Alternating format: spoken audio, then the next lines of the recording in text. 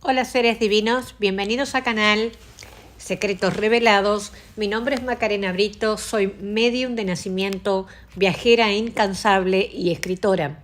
Les estoy contando a través de mi propia voz, a través de este canal, diferenciado de mis otros canales, mi historia de vida. Creo que llegó el momento y bueno, ya estamos en el capítulo 19. Si llegaste hasta aquí de alguna manera que no sabes por qué, bueno, stop, para un poquito, porque seguramente nada existe en este mundo que suceda por pura casualidad.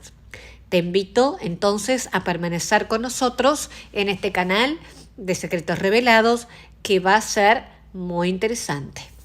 Seres divinos, vamos a comenzar hoy con el capítulo 19 de Callando la ignorancia de mi karma. El título es Los misterios tienen nombre propio. Eran como las 4 de la tarde de un domingo de pleno verano. Justamente era el primer día del año 2011, y me encontraba jugando a las cartas con mi madre y con unos tíos. Estábamos todos reunidos y mi papá andaba en la tarea de inventar algo rico para merendar. Había pasado casi un año desde que había conocido el Centro Espírita, lugar donde me puse a estudiar mucho sobre el tema del más allá y sus repercusiones en el mundo visible. Descubrí verdades que siempre supe en el fondo de mi conciencia. Fue un nuevo despertar. Ese día estaba jugando a las cartas a la canasta y tomando un refresco completamente en paz, cuando de repente sentí un golpe en la nuca y perdí la visión. Yo ya conocía los síntomas, así que sin hacer mucho ruido, me levanté despacio, sin alarmar a nadie, como estaba acostumbrada a hacerlo toda la vida, y supe que era una vez más algo invisible atacándome en un día de familia y feliz. Me pareció extraño estar de nuevo con esas sensaciones o esas invasiones atacándome en un día familiar, y más que no me había vuelto a suceder desde que estaba concurriendo al centro espírita. Estaba claro que recibía el ataque cuanto menos lo esperaba y sin previo aviso, como un tsunami en pleno sol del día. Caminé con pasos lentos, agarrándome de las cosas. Pedí permiso, diciendo que me encontraba un poco cansada y que me iba a descansar en mi cuarto. Poco a poco fui subiendo las escaleras hasta mi cuarto. Entré y cerré la puerta. Comencé a vestirme, pero siempre con los ojos cerrados, porque nunca podía ver nada cuando me pasaban esas cosas. Iba tocando los muebles y fui recostándome en mi cama hasta que de repente sentí que me estaba ahogando. De alguna manera me estaban asfixiando. Me dejaban sin aire, por lo que ahí sí comencé a gritar pidiendo auxilio de forma desesperada.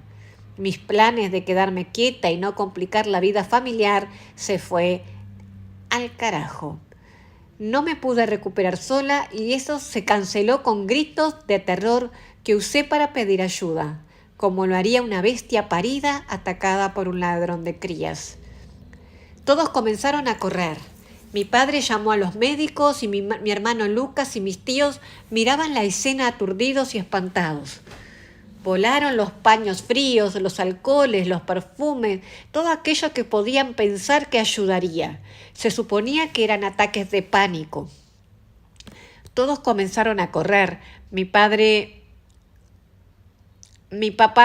llegó con los médicos, con 2 enfermeros, jovencitos, y ante tamaña escena me dieron un calmante urgente y hablaron con mi papá porque debía internarme. Según ellos, yo sufría de esquizofrenia, ya que decía ver cosas y hablaba con otra voz, una voz gruesa que pedía ayuda. Mi cara se deformó, era como si mis huesos fueran maleables y se retorcieran al antojo de alguna fuerza extraña que no me permitió en ningún momento abrir los ojos. Me acomodaron en mi cama y todos salieron de mi cuarto. Yo estaba atontada como una loca sin remedio, y así me dejaron descansar. Sabía, por experiencia de años, que luego de un ataque semejante pasaría semanas encerrada a oscura en mi dormitorio. Ya conocía el tema, ya convivía con ese problema desde los 12 años, y en esos días ya nadie se atrevía a bromear y mucho menos a criticar. En realidad, creo que nunca habían visto una escena así tan intensa como esa.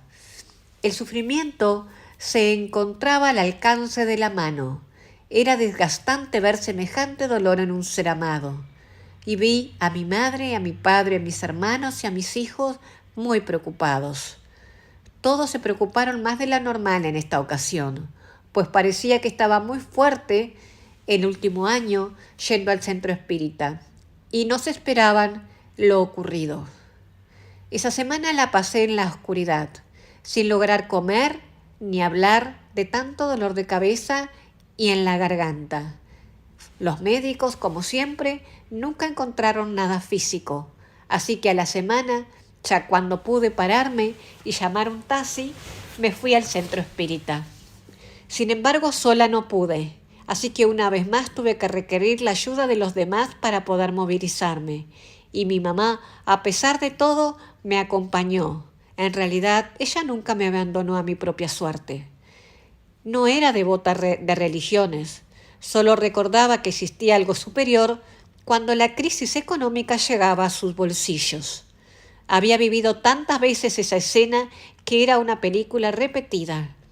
Al llegar al centro espírita me dio la impresión de que me estaban esperando, ya que un señor mayor de unos 80 años, con sus cabellos blancos, alto y con una actitud llena de paciencia, le indicó a mi madre Gema que me llevara a una salita pequeña y que esperara en ese lugar. La sala era toda blanca, tenía una mesa pequeña, una jarra de agua y un vaso, una foto de un señor con barba en la pared y otra foto de Jesús. Luego de unos segundos apareció don Mauricio, ese hombre alto que imponía respeto con esa mirada tan serena, quien nos contempló y lo primero que me dijo fue que abriera los ojos. Y le dije, no puedo hacer eso. Entonces él me obligó a defenderme y me obligó a abrir los ojos, a tomar control de la situación. Como pude, hice lo que él me indicó. No tenía fuerzas ni para opinar lo contrario. Fui abriendo los ojos con mucho esfuerzo y ahí fue cuando me solicitó que rezara un Padre Nuestro o un Ave María, lo que yo supiera. Y ahí lo comencé a decir. Las palabras eran dichas como en un susurro y poco a poco. Demoré mucho en pronunciarlas, pero el señor Mauricio no parecía tener prisa y me dejó decirlas a mi tiempo. Cuando terminé las oraciones, me encontré con mucha más fuerza para abrir los ojos, que estaban como pegados por algo oscuro. Y ahí fue cuando pude ver la fisonomía del señor Mauricio, su frente con arrugas. Y fue como que se hubiera salido de un trance, y fue cuando él le dijo a mi mamá, «Señora, ella no está enferma de nada. Lo que tiene se llama mediunidad ostensiva.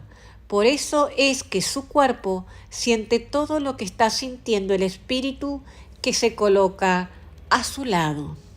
Le explicó con cuidado.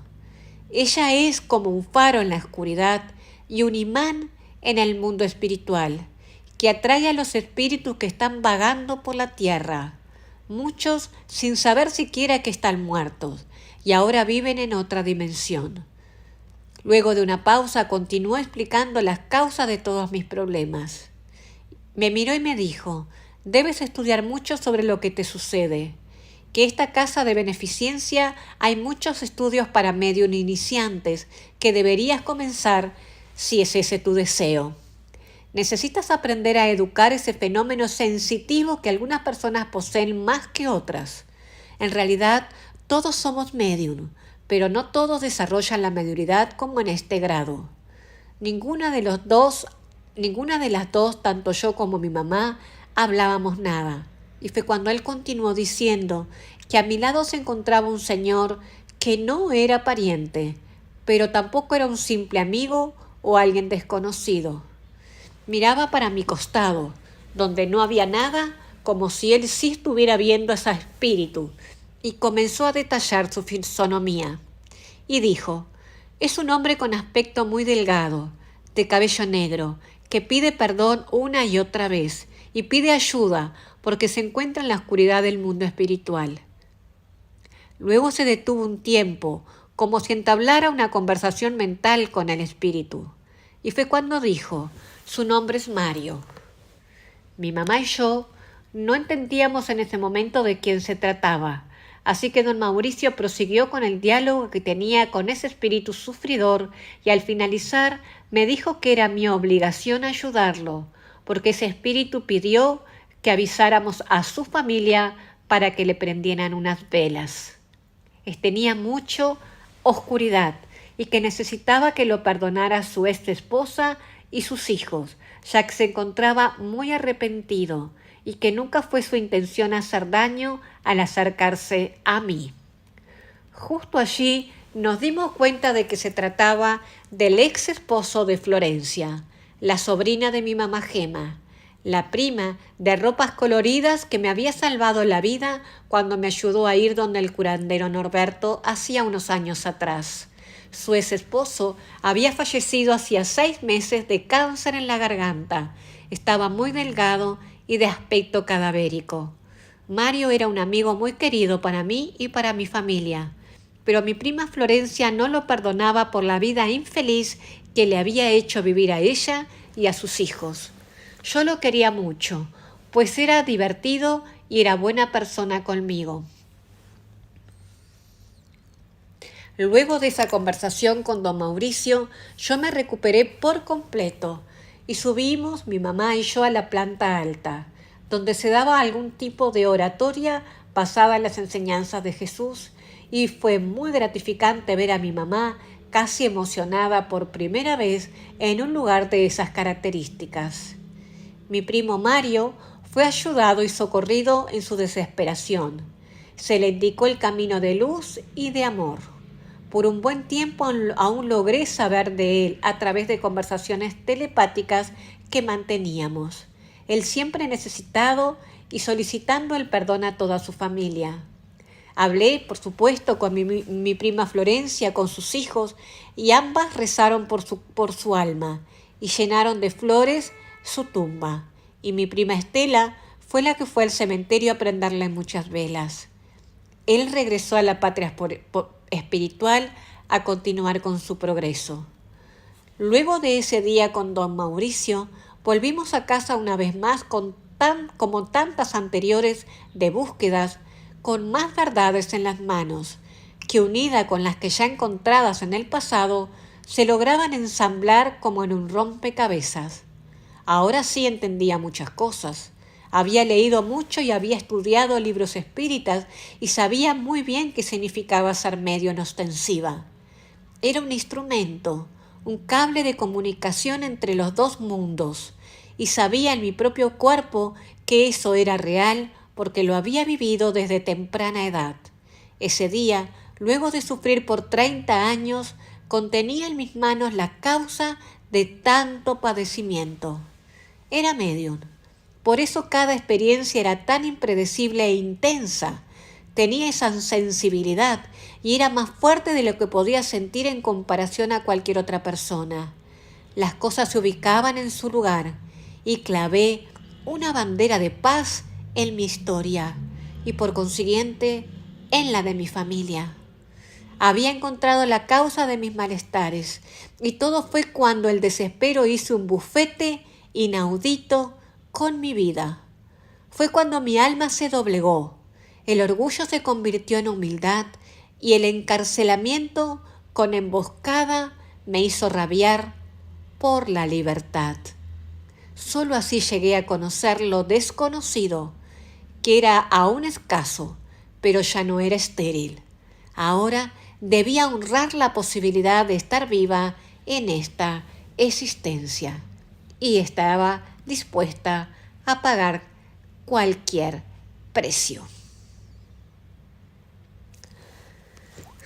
Muy bien, seres divinos, este capítulo parece que fue cortito pero intenso. qué impresionante volver a leer estas líneas. ¿Qué les puedo decir? Fue un día muy importante porque a pesar de que yo tenía dudas de que tenía algún tipo de sensibilidad, porque ya tenía casi 1 año y medio estudiando la doctrina espírita y estaba concurriendo todas las semanas al centro espírita, yo no tenía la confirmación tan exacta como la tuve ese día. No quiero hacer spoiler, como siempre les digo, porque no sé lo que viene después, no lo recuerdo. Este libro, esta novela lo escribí hace casi 10 años atrás, seres divinos. Bueno, no sé qué decirles, así que si tienen preguntas, me las dejan y en capítulos siguientes les iré contestando. Es que no sé qué es lo que quieren saber, porque para mí es tan normal que no sé qué contarles. Así que necesito sus preguntas sí o sí. Ahora sí, namaste.